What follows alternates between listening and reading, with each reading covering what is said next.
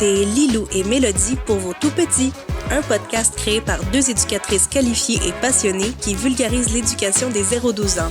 Les propos exprimés dans ce podcast relèvent d'expériences et d'opinions personnelles dans le but de divertir et pousser à la réflexion pour encore mieux accompagner vos tout-petits.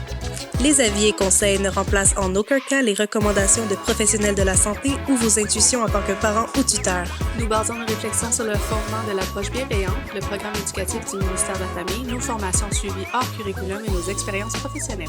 Nous prenons en compte également que chaque enfant et chaque parent est unique. Bonne écoute! Yay! Bon, we did it! Okay. Bienvenue à l'épisode 3! Yeah! Welcome! Aujourd'hui, on parle de comment on joue avec des enfants. Je sais pas. Comment on fait ça? On doit jouer? Ah oui? Oui. C'est genre, est-ce que j'ai le droit de les laisser s'emmerder? Oui. Est-ce que je suis un bon parent si je les laisse s'emmerder? Oui. Réponse courte, oui. Mais stay tuned to know why. C'est ça. C'est un peu ça. J'ai eu des formations sur... là, on a des problèmes depuis tantôt. Ça arrête pas de zoomer. Fait que si ça zoome pas plus, on va laisser ça de même. Parce que ça suffit. On est tanné. Bienveillance, parentalité bienveillante, ben, on a laissé des chances plusieurs fois. C'est ça. Puis, ben là, c'est assez. C'est ça qui est Faut être ferme des fois. OK. Ah, merci! Tu m'as fallu juste être bienveillant. C'est la réponse à tout! Excellent. Wow! Merci Ça fonctionne même avec la technologie. Coopérer à ce podcast, chers auditeurs. Je trouve qu'on a l'air plus relax déjà. Ouais. Ça s'en vient de mieux en mieux. Mm-hmm. À la fin, à la fin de la saison, on va être genre... Comme, bon. Bonjour! Aujourd'hui... Yeah. Bon, dans le fond, aujourd'hui, on va parler de comment on joue avec un enfant. C'est quoi l'approche qu'on prend pour s'intégrer dans le jeu, puis l'aider dans sa concentration, des choses comme ça. On sait que l'enfant apprend principalement par le jeu et l'imitation. Oui. Mais pas nécessairement...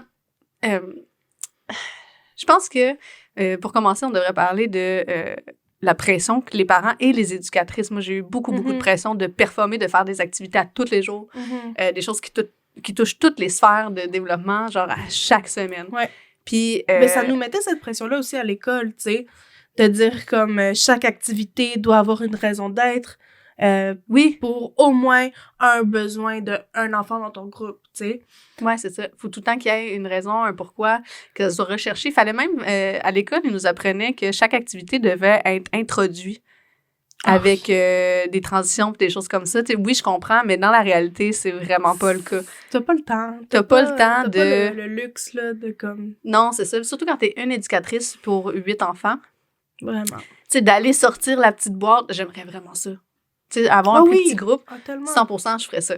Mais d'aller chercher, mettons, tu fais une activité de musique, de tout mettre tes instruments dans une petite boîte, puis d'arriver, hey, les enfants, qu'est-ce qu'il y a là-dedans? Faire une grosse affaire. Là, c'est plus comme, hey, aujourd'hui, on va faire une petite activité de musique, est-ce que ça vous tente? Ouais, cool, OK. Sinon, ben, on leur fera un autre jour, puis on fait une autre affaire, tu sais, genre, j'ai plus... Tu sais, c'est comme la planification, le temps de planification que les éducatrices ont, comme, oui, il y en a du temps alloué aux planifications dans la plupart des CPE. Ouais, mais c'est pas partout, mais c'est pas beaucoup. Puis pas assez pour aller dans autant de détails. Puis ce qui est plate, c'est que la plupart du temps, ils le font seuls. Tu sais, c'est pas comme un travail d'équipe, genre on est comme deux à brainstormer sur des idées, tu sais. Fait que... À mon CPE, par contre, c'est un peu différent. Là. C'est plus les groupes d'âge, les deux vont être libérés. Fait qu'ils peuvent jaser un petit peu de ça, parce que souvent, ils vont faire des activités comme ensemble, des choses du genre, mais c'est pas la réalité de tout le monde. Moi, je suis vraiment dans un bon CPE. Moi, mon CPE, c'était pas comme ça, mais...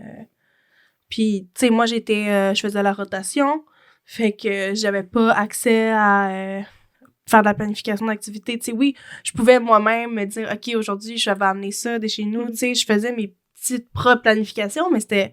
Sur ton temps personnel. Oui, puis c'était pas au niveau que j'aurais voulu non plus, tu sais. Ben, c'est ça. Ben, moi, mettons, chaque activité, je le notais. Ouais. J'écrivais comment, pourquoi, quelle sphère du développement ça touchait pour que je puisse en avoir un différent tous les jours. Puis je faisais mes planifications comme ça, puis je les ai toutes encore dans un petit cahier que j'ai gardé au CPE, avec des grades, puis comment que les enfants ont aimé, puis qu'est-ce que je devrais améliorer, des choses comme ça. Puis c'était tout sur mon temps perso. Ben, c'est ça. Ouais. Story of the life of an éducatrice, rotation. Mais c'est ça, mais je trouve que c'est le bout cool de ce métier-là, mais c'est le bout qu'il faut que tu fasses sur ton temps personnel. Fait que au début, t'es plus motivé, veux pas, de faire ça sur ton temps personnel, mais on dirait à la longue, plus tu te rends compte que... Quand ça fait longtemps, plusieurs années que t'es là-dedans, puis que tu fais ça, ça te tente d'être payé pour les heures que tu travailles, là, tu sais. Ouais, c'est ça. Ne pas payer assez cher. Bref, c'est un autre sujet. Ouais. Dans le fond, c'est ça, j'ai eu récemment une petite formation sur comme quelles questions poser à des enfants pour que ça l'évolue dans son développement cognitif, des choses comme ça. Puis, ce que j'en ai retiré, mais ce que j'en ai retiré, c'est que je faisais déjà ça. Je faisais déjà ça à fond la caisse. Yes. I'm so good. You are. Mais dans le fond, c'est que au lieu de mettre les... Oh non! Allô? Non! C'est un jus d'une place à salade. on va pas montrer le nom. Pour ceux qui l'écoutent, je pense que j'ai compris, c'est ma petite roulette de montre qui fait ça, la tabarnouche. On a trouvé. Okay. On va le garder pareil. T'es-tu d'accord? OK, pour ceux qui écoutent en audio, on avait des problèmes avec le zoom de mon téléphone, puis je contrôle avec ma montre. Fait que là, bref, ça nous zoomait. On a eu un gros zoom sur notre chest pendant 2 secondes. Puis un jus que je buvais, jus. que je voulais pas faire de la pub gratuite. Payez-nous si vous voulez qu'on monte le jus. Je vois le bleu. Bref, je me rappelle même plus de quoi qu'on parlait, mais... oui, c'est ça. J'ai une formation sur comment développer le développement cognitif des enfants avec des questions ouvertes. Oui! Puis vu qu'on a travaillé dans le retail, on connaît ça, les questions ouvertes. Oui! Parce que c'est des affaires de vente. Des questions ouvertes. Fait que, tu sais, au lieu de faire comme... ton enfant fait comme « Ah, pourquoi l'écureuil, il est capable de grimper à l'arbre? Pourquoi toi, tu penses? Mm-hmm. Pourquoi qu'il me grimpe à l'arbre? » Puis tu les laisses comme découvrir ses propres trucs. Puis ça va être des affaires farfelues. Son cerveau, faire des liens. Tu sais, c'est pas grave qu'il n'y ait pas la bonne réponse. Non. C'est pas grave qu'il dit que c'est parce qu'il y a des suction cups en dessous des pattes. Là. Even better. Mais c'est ça, je trouve ça encore plus drôle de savoir c'est quoi leur théorie. Mais ça les aide le plus. Fait que tu peux ramener ça dans le jeu à la maison. Ou en tant qu'éducatrice, dans les jeux que tu fais là. Puis ce que j'aimais le plus, honnêtement, c'était même pas les jeux que j'organisais. C'était juste de m'asseoir puis de jouer avec ce qu'eux, ils faisaient. C'était mes moments préférés. D'entrer dans leur univers, pas les amener eux dans ton univers que tu veux qu'ils aillent, tu sais. Comme sans pression, là. Puis, comme qu'on parlait de l'épisode, le dernier épisode, on parlait de l'école alternative. Tu apprends selon tes intérêts. Ouais. Même chose quand tu joues. Ouais. Tu joues avec les jouets que tu veux, le scénario que tu veux. Puis, ben, toi, t'es là pour juste encadrer, puis peut-être aider à ce qu'il garde son intérêt plus longtemps pour faire l'activité plus longtemps. Ouais. Puis, tu sais, l'enfant apprend aussi en imitation. Donc, le fait de faire les trucs de tous les jours, puis juste inclure ton enfant dans tes propres trucs d'adulte, tu sais, sans être... Ça le zoome encore, je suis désolée. C'est catastrophique. Mais, tu sais, d'avoir des trucs adaptés pour que les enfants puissent faire avec toi les trucs de tous les jours.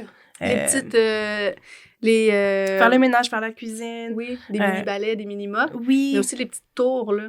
Oui. Pour qu'ils puissent grimper à la hauteur. Oui, des petits bancs surélevés, là, des petits trucs comme ça. Ou, tu sais, avec tout. Tu sais, c'est comme tu fais du bricolage, tu restaures un bureau, tu restaures une chaise que tu as trouvée. Tu sais, comme inclus ton enfant faisant. Dans un petit pinceau. Oui. Tout peut se transformer en quelque chose de sécuritaire en bout de ligne, tu sais. Il t'aide à faire la vaisselle. La petite fille que je garde pendant la fin de semaine, elle tripe faire la vaisselle avec moi. Mais c'est ça! Fait que elle a 2 ans, j'ai fait avancer son petit banc pour qu'elle monte, puis j'y fais pas laver des couteaux. Est-ce que vous avez vu sur TikTok le Cleaning Baby? Non! C'est un bébé lui-même! Mais c'est un bébé, il y a 1 an, là, il vient juste d'apprendre à marcher. Puis il va chercher lui-même le balai, la mop, il tasse tous les meubles, il passe le balai. Mais les enfants sont super intéressés par ça. C'est comme incroyable, là, sérieusement. Puis j'ai l'impression qu'il y a beaucoup de gens qui vont juger comme, ben là, c'est plate de leur faire le ménage. Non, pour eux autres, c'est la première fois qu'ils découvrent ça. Eux autres, ils trouvent ça le fun. Ils trouvent ça cool d'imiter maman, papa, passer le balai. Puis, ben, ça l'aide. Ben, tellement. Ça enlève de la pression, tu sais, pendant que c'est une activité de motricité fine ou c'est une activité de plein d'affaires, là, tu sais. Ben, tu sais, tu dis, OK, va épousseter pendant que moi, je fais la vaisselle. Ben, ça te donne un break pour faire ta vaisselle parce que t'as quand même ta vie de tous les jours qui doit être inclus là-dedans. Puis lui, il va te triper, là, d'aller passer le petit plumeau. T'as pas organisé une activité avec des ballons, puis de l'eau, puis tu sais, du sable, là.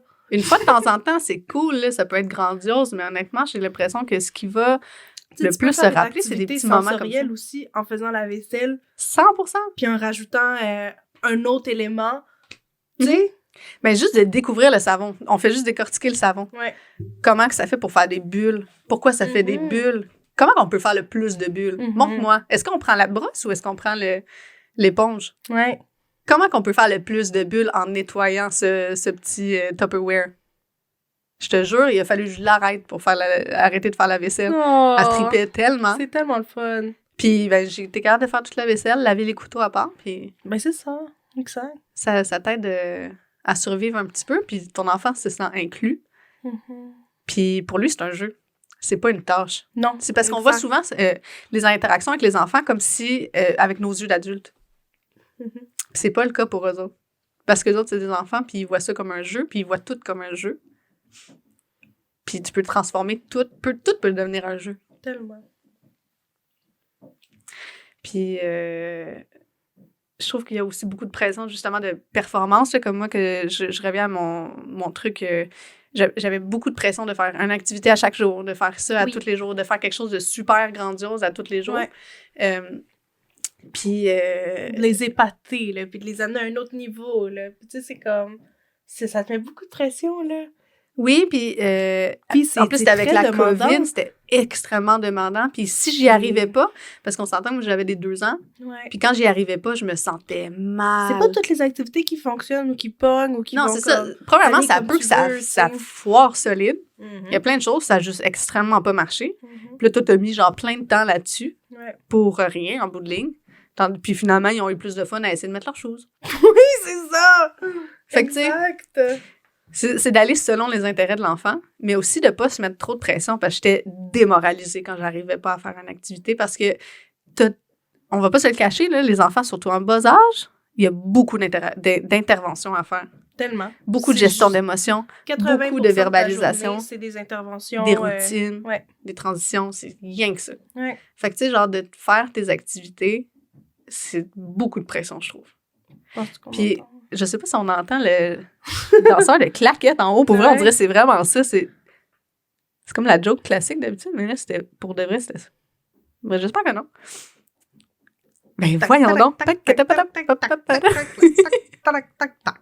Au pire, ça va être notre musique d'intro.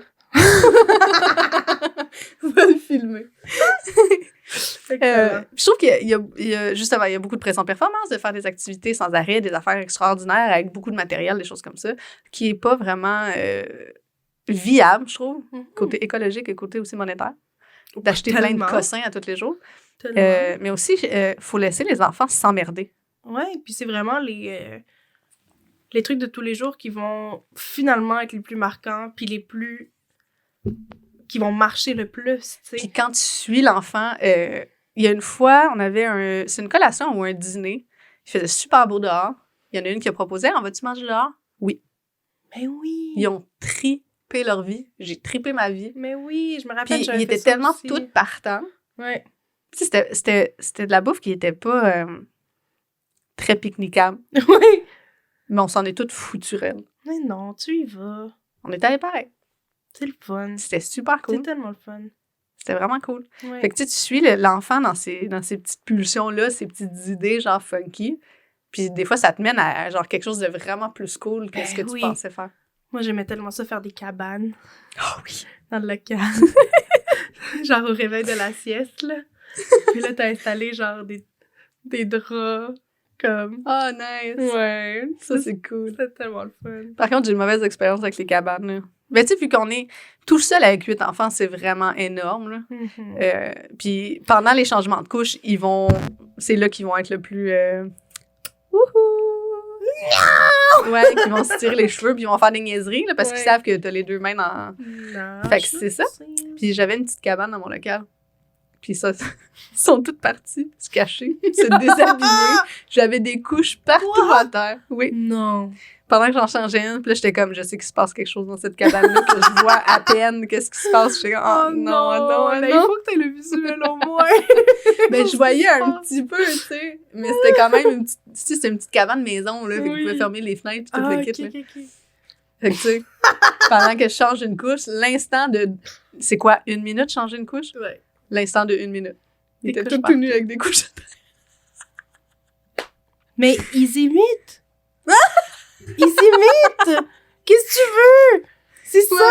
Mais ils sont aussi rendus à ce stade-là. Je sais, genre, je l'ai pas vraiment vu comme pour me faire chier ou quoi que ce soit, parce que l'enfant est pas rendu là cognitivement pour te faire chier. Mais non, volontairement. lui, ça... Hey, crime! Lui, c'était juste peut-être trouver ça bien drôle.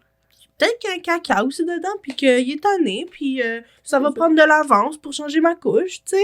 Ouais. Fait que ça a juste fait en sorte que j'ai changé la maison. Il y en a un qui le fait, puis là, que lui, il sait comment faire, puis là, c'est comme, ah, si je peux faire ça.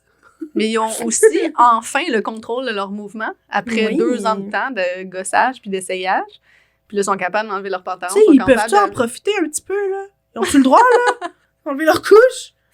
Fait que ce que j'ai fait, j'ai changé la maison de place, premièrement, parce que pas question que je ramasse des couches à terre 6 fois de suite. Non, merci. Puis j'ai fait une activité d'habillage-déshabillage avec des vestes, puis des manteaux, puis des chapeaux. Cool! Fait que j'étais comme, ah ouais, ben on va sortir ça de votre système. Mais c'est tellement génial! Aussi, un autre exemple, il décollait tous les collants que j'avais mis j'avais fait un truc de... les routines de la journée. On arrive au site, il se passe ci, il se passe ça. Il les décollait tout le temps. J'étais comme, ah ouais, vous voulez décoller des affaires? J'ai collé, pendant la sieste, j'ai collé des collants partout. Pendant 1 semaine de temps, il y avait des collants partout. Du duct tape de couleur, partout. Différents niveaux de difficulté. Je leur ai enlevé le goût de décoller des cossins. C'est parfait. Ils étaient écœurés. Ben, c'est génial. Mais ils l'ont fait, ils ont travaillé leur motricité fine à enlever le collant. Puis... C'était une activité, puis je suis sûre qu'ils s'en sont rappelés longtemps. Mais vraiment, c'est tellement efficace, ces trucs-là. C'est tellement ça qu'il faut faire. Faut partir de ces situations-là. T'observes ce que lui... Où est-ce que lui est rendu? Si tu vois que... Tu sais, quelque chose qui est dérangeant à première vue, c'est un besoin qui t'exprime. Ouais. Puis tu le pousses, tu l'amènes d'une façon qui est saine. Ludique et saine. Tu sais, qui dérange personne d'autre de répondre à ton besoin de décoller des choses. Tu sais? Il crie, il parle, il a besoin de bouger, il a besoin de parler. Ben, donne-y... Tu mets de la musique, on va chanter des chansons, on va faire de la musique. Tu sais, c'est comme... Tu veux faire du bruit? Parfait, on va faire du bruit. Comme... Mais on va canaliser ton bruit d'une façon musicale. Ouais, tu changes tes approches selon... tu sais, veux pas, selon aussi un peu tes besoins à toi, en tant qu'adulte. Oui. Puis c'est bien correct, puis il faut se déculpabiliser que tu fais des affaires pour toi. Mais en même temps, en bout de ligne, ça l'aide ton enfant, tu sais. OK, gars, je suis comme un petit peu tannée que tu me... Mais c'est parce que c'est pas agréable de juste crier pour crier, tu sais.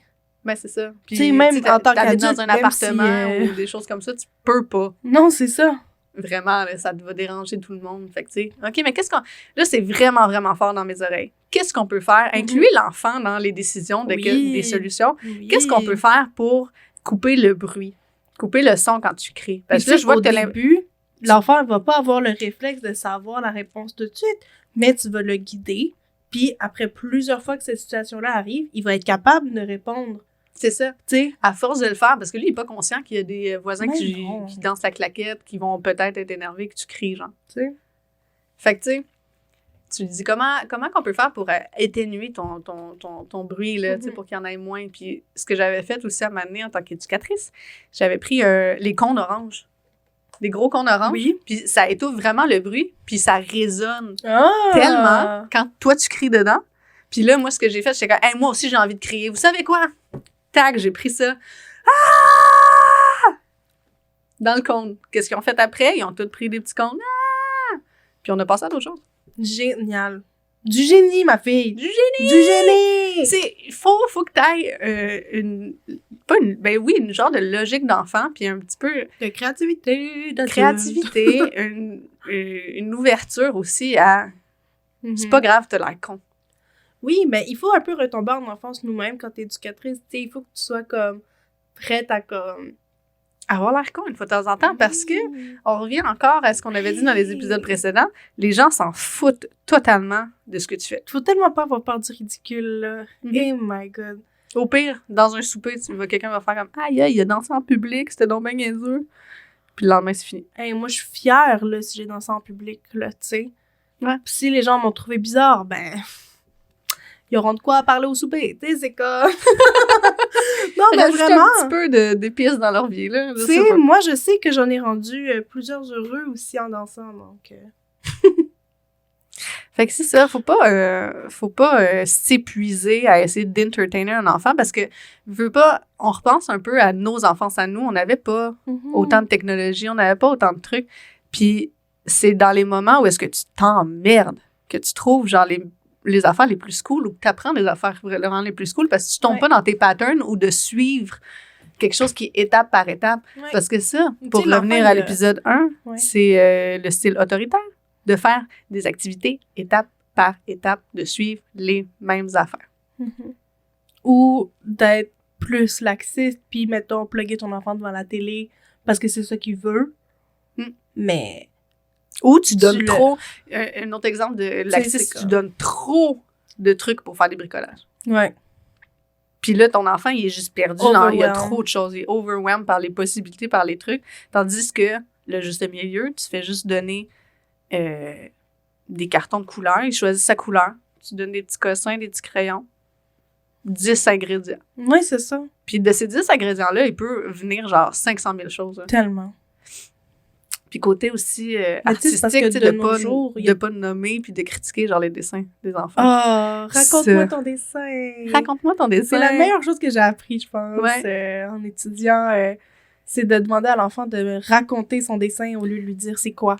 Ouais, c'est quoi? Parce que là, il fait mais là, pour lui, c'est clair comme le broche que c'est une coccinelle. C'est un avion, là.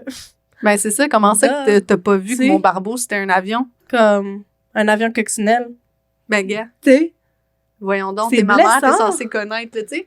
Fait que là, c'est rough. Moi, ce que j'aime, vu que j'ai un background en art plastique, en art visuel, moi, je parle des médiums. Comment t'as fait? Wow! Comment t'as fait cette ligne-là? Elle est donc ben... C'est long! Ouais. Puis t'as changé de couleur rendu là? Wow! C'est impressionnant, des fois, les dessins d'enfants. Moi, ça me fascine tout le temps. J'en ai tellement plein, là. Ouais. J'ai de la misère à les jeter. J'ai de la misère avec ceux qui m'ont été offerts, là, ouf. Ben, tu sais, on s'entend, on parle d'un dessin libre, là. Oui, dessin libre, parce que des choses de « OK, tiens, on va dessiner un avion étape par étape. » Non. Ça, c'est pas très éducatif. Non.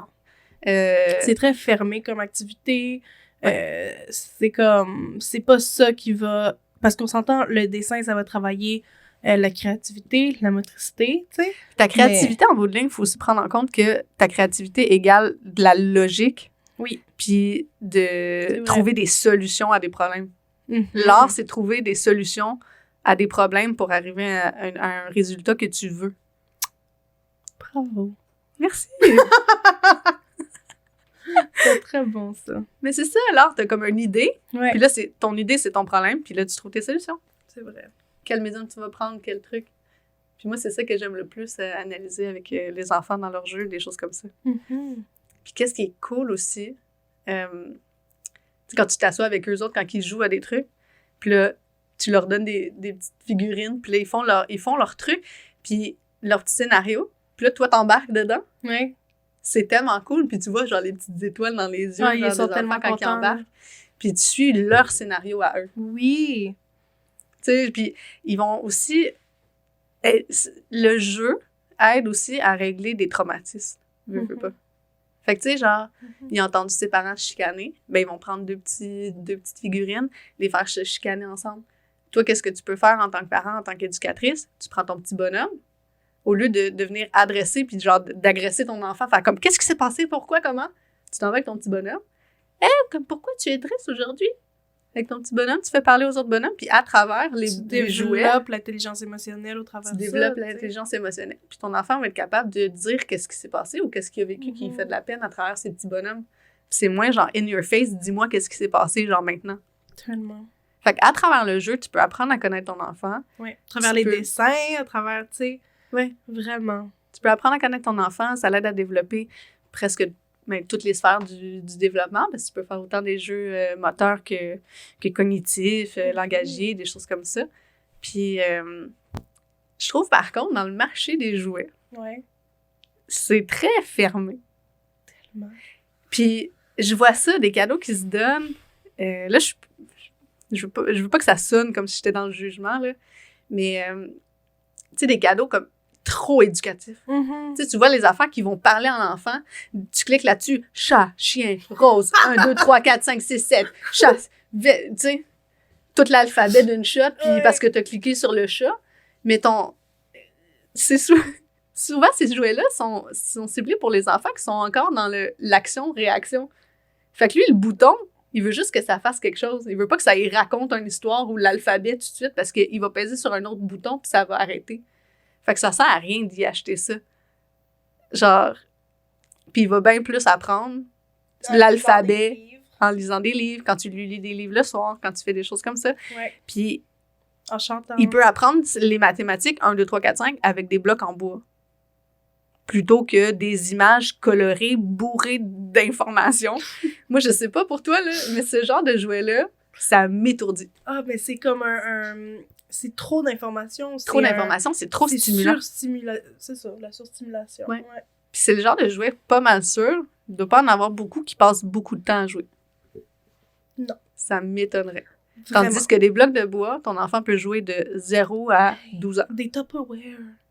Des Tupperware. C'est génial. Pas obligé d'acheter plein de jeux. Non.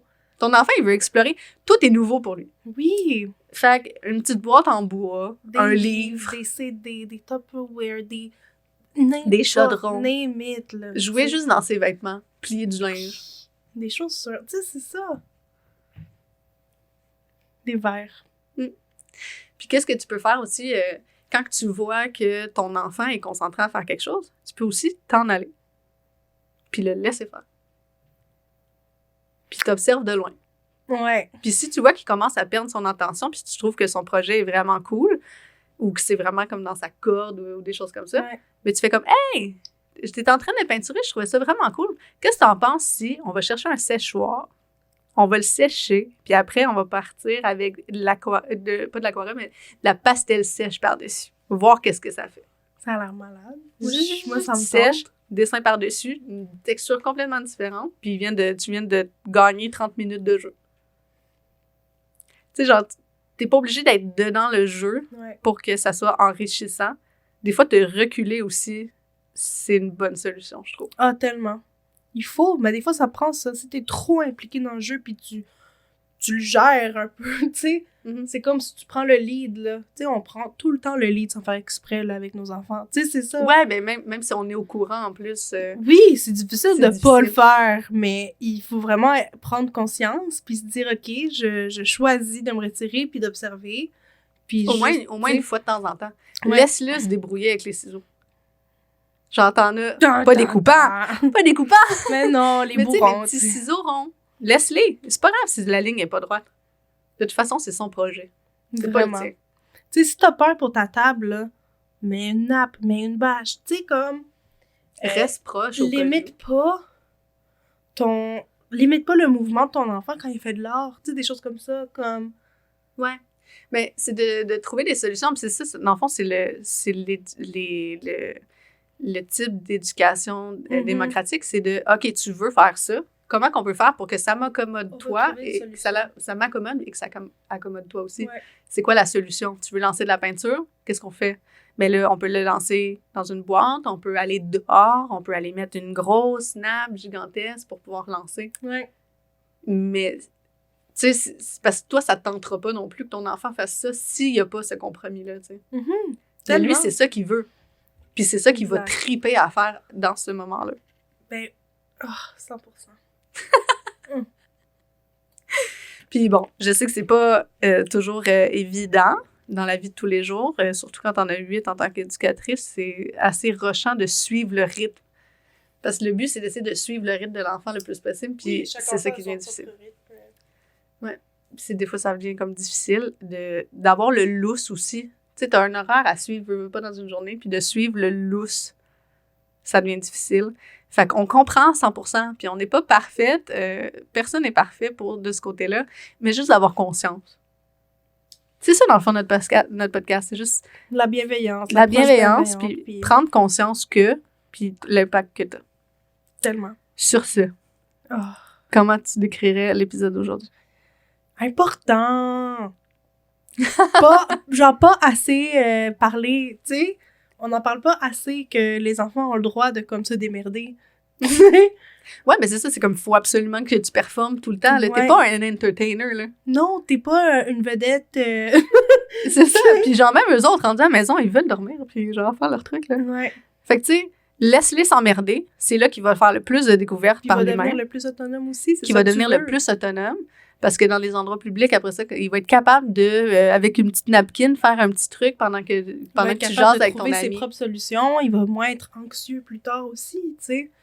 Tout est dans tout, fait que... Tout est dans tout. Fait que laissez vos enfants s'emmerder. Vraiment. Un petit peu plus. Vous allez comme... Ça va vous aider. Vous avez besoin de repos. Nous aussi. Peut-être qu'au début, ça va être difficile s'il est habitué à être tout le temps avec vous, tu sais. Mais avec les enfants, c'est la constance. Mm-hmm. Il faut être constant dans ce qu'on fait, puis leur expliquer. Qu'il est en sécurité, il faut qu'il se sente sécurisé, ça c'est clair. Ouais. Mais comme regarde, la base est là... Puis tout s'explique, hein. Tu peux tout expliquer à un enfant. Tu fais comme, regarde, là, j'ai vraiment besoin de faire la vaisselle. Il comprend. Je t'offre ça ou ça. Offre-lui 2-3 choix. Mais c'est ça. Genre, je vais venir jouer avec toi dès que j'ai terminé. Je t'offre cette option-là. Moi, je vais aller faire la vaisselle. Petit câlin, tu y vas. Peut-être qu'il va être de mauvaise humeur. Peut-être qu'il voudra pas jouer, qu'il va comme pitcher ses affaires parce qu'il va être fâché que tu viennes pas jouer avec. C'est correct. Mais c'est la vie. Parce que là, il va s'emmerder parce qu'il ne voudra pas jouer à ce jeu-là. Puis il va aller trouver une petite fourmi à terre, puis il va passer 1 heure à l'observer. Puis tu peux lui demander pourquoi il fait sa crise aussi. T'sais. Ouais. Comme, qu'est-ce qui... Pourquoi ça t'affecte beaucoup, tu sais? Mm-hmm. Qu'est-ce qui te ferait sentir mieux là-dedans? Ouais. Tout en te respectant toi-même encore, tu sais. Ouais, tu sais, peut-être que c'est juste un petit bisou sur le front. C'est ça. Puis après ça, tu s'en vas faire ta vaisselle, puis tout est beau. T'sais, si sa réponse, c'est d'être collé à ta jambe pendant que tu le fais, toi, ça te tente pas, ben, on va trouver un compromis. Puis, tu sais, c'est vraiment ça, là. D'être capable de trouver des compromis, puis... Il faut pas se sentir mal. Non. Je pense que c'est juste ça. Faut pas se sentir mal que ton enfant fait une crise, en guillemets, parce qu'il veut tel truc, puis toi, t'as des choses à faire, veux pas, puis t'es pas pour faire tout le temps quand il fait dodo. Non! Fait que, c'est ça. Donc, en 3 mots... peace, s'emmerder, peace and love. And respect. And respect. À la prochaine! Oh my god.